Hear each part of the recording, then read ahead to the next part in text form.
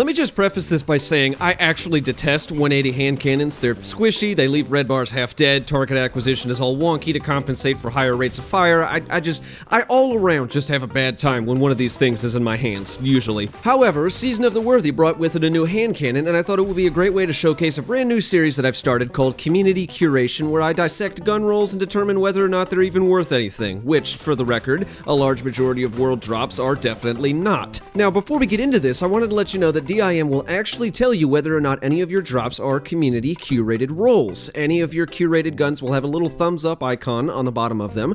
It's a good way to tell whether or not something is worth holding on to, and it'll help you keep your inventory clean at best. Anyway, today I have two different rolls I'd like to dive into, and we're kicking this series off with the 7th Seraph Officer Revolver. Now, for the sake of ease, we're going to take a look at the stats affected by the curated perks, since that's the entire premise of this whole series. When we take a gander at the base perk tree, you'll see that we're starting with Corkscrew Rifling, which gives an additional 5 to range, 4 to stability, and lastly another 5 to handling. Next we have an appended mag, which grants an additional 2 to your maximum mag stat. In theory, you could slot for an extended mag, but the reason why that perk wasn't part of the curated roll is because it cuts reload time from a 54 to a dismal 36, and we're already dealing lower damage by default because anything that isn't 140 just does not hit hard enough. The less downtime you have, the better. Next you'll see 4th time's a charm, which is a godsend for a precision frame hand cannon. Basically, that means for every 4 crits, you get an extra 2 rounds stuffed back into the magazine. It's really handy for min-maxing your overall DPS in a very wide variety of scenarios. 4th tier, you'll see high impact reserves, which grants a percentage multiplier on the last few rounds in the mag, which stacks quite nicely on top of everything else here. And lastly, we have a 10-round magazine, which can only be increased from here on out by a backup mag.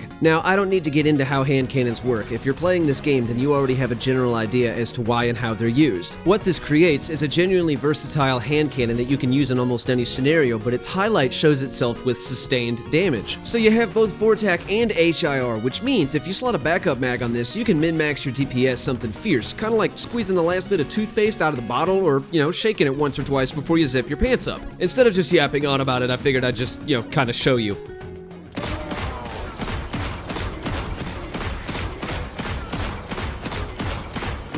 That right there was 18 rounds, and that was without a backup mag. That's what I mean by sustained damage. Now, when you slot a backup mag on there, the number goes up even more because our mag size will go from 10 to 13.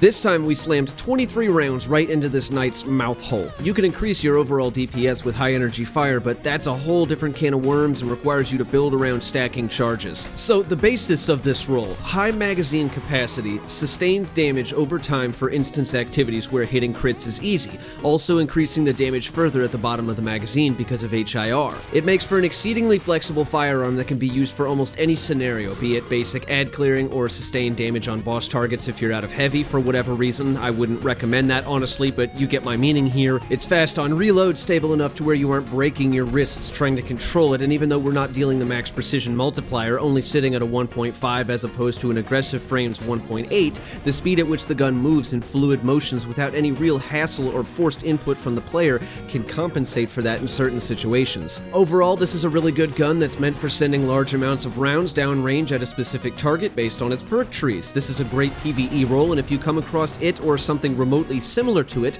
hold on to it.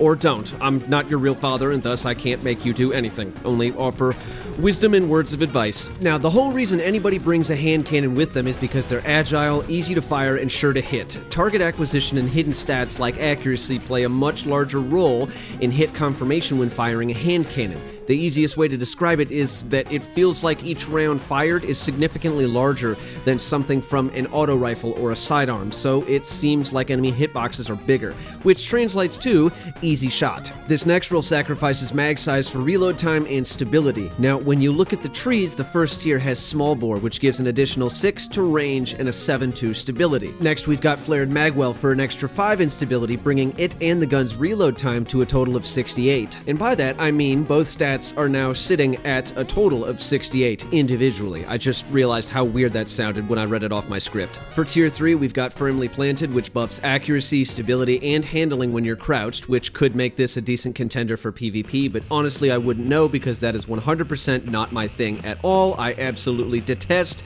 any form of PvP activities. I smoke like a pack a day. I don't need cancer coming in from 2 different sources. Final tier, we have Feeding Frenzy, which makes for a very lethal reload time, assuming you deal enough damage to get a kill. Also, keep in mind that this perk is being modified in the near future, and instead of proccing on a kill, its effects will proc based on the number of kills before reloading, so it will be very similar to multi-kill clip. So back to the topic at hand here, what makes this role as unique as the last one? Well, even if you didn't ask, I'm gonna tell you anyway. Firmly Planted essentially increases how sticky your rounds are, making it easier to hit those crits and walk away all stylish like the gunslinger you are or should have been but aren't because for whatever reason you decided to be a titan. When you stack Feeding Frenzy into the mix, you get a gun that basically has a higher crit chance and a blazing reload time. Then you take into account Smallbore and the Flared Magwell and you get a double boost to your stability, making it even more difficult to miss when you're down on one knee like the little romantic that you are. One thing I find about this gun though, excluding its perks, is that because of its RPM, its target AC is significantly lower than that of something from a different archetype, such as a 140 or a 150. You know what I mean, guns that basically take all the skill out of shooting and just turn it all into easy mode. You can't miss. I'm looking at you, Austringer. If you aren't accustomed to using 180s, you will start off by missing quite often, as the faster the gun fires, the less target AC factors into actual hit registration. The saving grace for this gun is that its recoil pattern is almost completely vertical, making course correction an easy thing to maintain, and you don't ever feel like you have to wrangle with the gun to get it to act or behave the way that you want it to. These are good rolls, sure, but at the end of the day, the weapon itself needs to be on par with the perks that come with it, or else you're just kind of,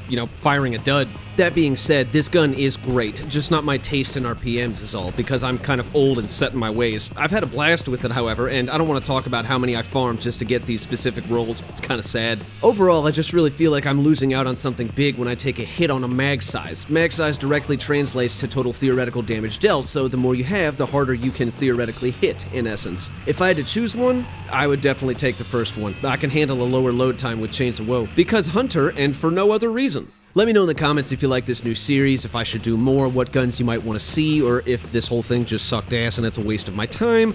You know the drill. Once the new season starts, I'll be back on the build grind, and I'll likely be starting with the Warlock using Fellwinter's Helm, so be on the lookout for that. Stay sweet, boys. Jayboy out.